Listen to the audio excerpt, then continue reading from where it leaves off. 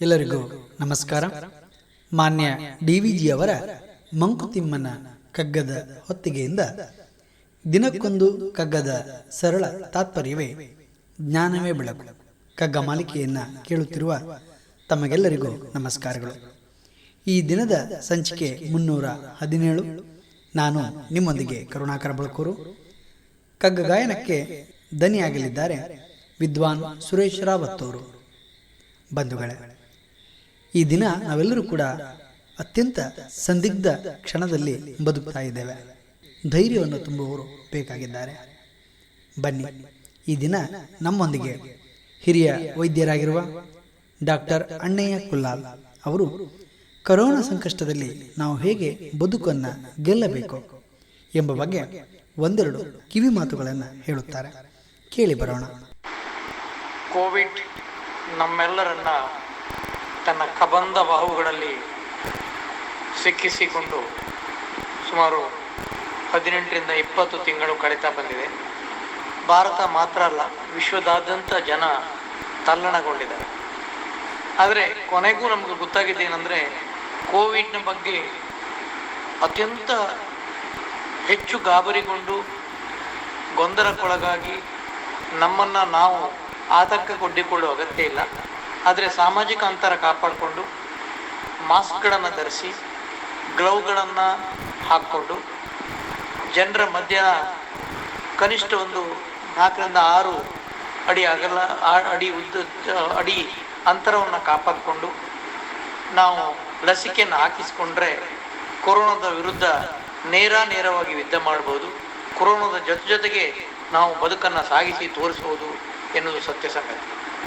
ಆದರೆ ನಾವು ಹೆಚ್ಚಿನ ಜನ ಲಸಿಕೆ ಹಾಕಿಕೊಳ್ಳಲು ಸ್ವಲ್ಪ ಗೊಂದಲ ಮಾಡಿದ್ವಿ, ಪರೀಕ್ಷೆ ಮಾಡಿಕೊಳ್ಳಲು ಈಗ ಗೊಂದಲ ಮಾಡ್ತಿದ್ವಿ.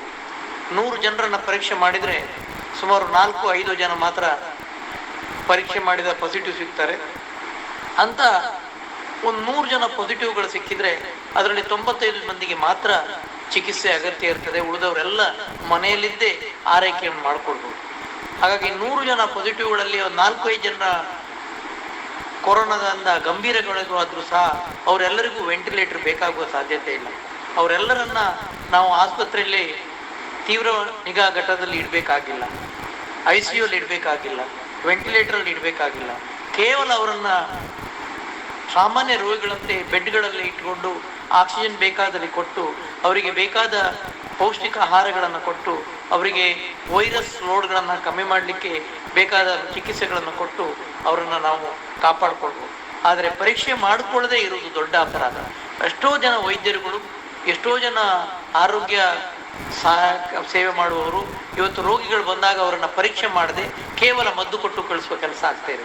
ದಯವಿಟ್ಟು ಯಾರೇ ಕ್ಲಿನಿಕ್ಕಿಗೆ ಬರಲಿ, ಅವರಿಗೆ ಇನ್ಫ್ಲುಯೆನ್ಸಾ ಲೈಕ್ ಇಲ್ನೆಸ್ ಅಥವಾ ಅಕ್ಯೂಟ್ ರೆಸ್ಪಿರೇಟರಿ ಇಲ್ನೆಸ್ ಎಲ್ಲ ಇದ್ದರೆ ದಯವಿಟ್ಟು ಅವರನ್ನು ಪಕ್ಕದ ಆರೋಗ್ಯ ಕೇಂದ್ರಕ್ಕೆ ಕಳಿಸಿ ಅವರನ್ನು ತಪಾಸಣೆಗೆ ಒಳಪಡಿಸಿ, ಯಾರಿಗೆಲ್ಲ ಪಾಸಿಟಿವ್ ಬಂದರಿದ್ರೆ ಅವರ ಸುತ್ತಮುತ್ತಲಿರುವ ಎಲ್ಲರನ್ನ ಪರೀಕ್ಷೆಗೆ ಒಳಪಡಿಸಿದ್ರೆ ಈ ಕಾಯಿಲೆಯನ್ನ ಕಟ್ಟುನಿಟ್ಟಾಗಿ ನಾವು ಕಡಿವಾಣಕ್ಕೆ ತರಬಹುದು.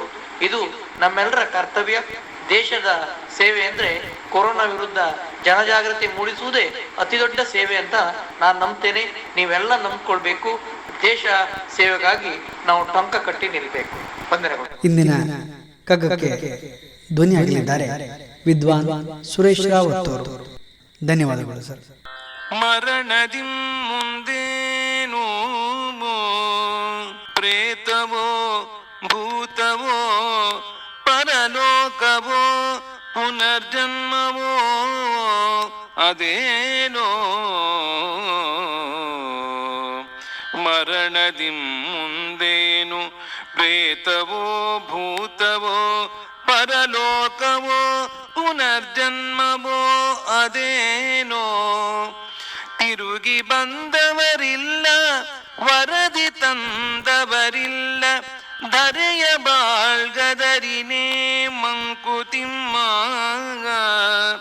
ಧರೆಯ ಬಾಳ್ಗದರಿನೇ ಮಂಕುತಿಮ್ಮ. ಮಾನ್ಯ DVGಯವರು ತಮ್ಮ ಈ ಕಗ್ಗದಲ್ಲಿ ಮರಣದ ನಂತರ ಏನು ನಾವು ಪ್ರೇತವಾಗುತ್ತೇವೆಯೋ, ಭೂತವಾಗುತ್ತೇವೆಯೋ, ಪರಲೋಕಕ್ಕೆ ಸೇರುತ್ತೇವೆಯೋ ಅಥವಾ ಮತ್ತೆ ಜನ್ಮ ಪಡೆದುಕೊಳ್ಳುತ್ತೇವೆಯೋ ಅದೇನೋ ಗೊತ್ತಿಲ್ಲ. ಏಕೆಂದರೆ ಮರಣ ಹೊಂದಿದವರಾರೂ ಹಿಂತಿರುಗಿ ಬಂದಿಲ್ಲ, ಬಂದು ನಮಗೆ ಯಾವ ರೀತಿಯ ವರದಿಯನ್ನು ನೀಡಿಲ್ಲ. ಈ ವಿಷಯಗಳನ್ನು ತಿಳಿದುಕೊಳ್ಳುವುದರಿಂದ ಇಲ್ಲಿನ ಬದುಕು ಯಾವ ರೀತಿಯಿಂದಲೂ ಬದಲಾಗುವುದಿಲ್ಲ. ಹಾಗಾಗಿ ಅದರ ಬಗ್ಗೆ ಚಿಂತಿಸುವುದು ಬೇಡ ಎನ್ನುವ ಸಂದೇಶವನ್ನು ನೀಡಿದ್ದಾರೆ ಮಾನ್ಯ ಗುಂಡಪ್ಪನವರು ಈ ಮುಕ್ತಕದಲ್ಲಿ. ಬಂಧುಗಳೇ, ನಾಳೆ ಇನ್ನೊಂದು ಕಗ್ಗದೊಂದಿಗೆ ನಾವು ಬರುತ್ತೇವೆ. ಅಲ್ಲಿಯವರೆಗೆ ನಮಸ್ಕಾರ, ಶುಭ ದಿನ.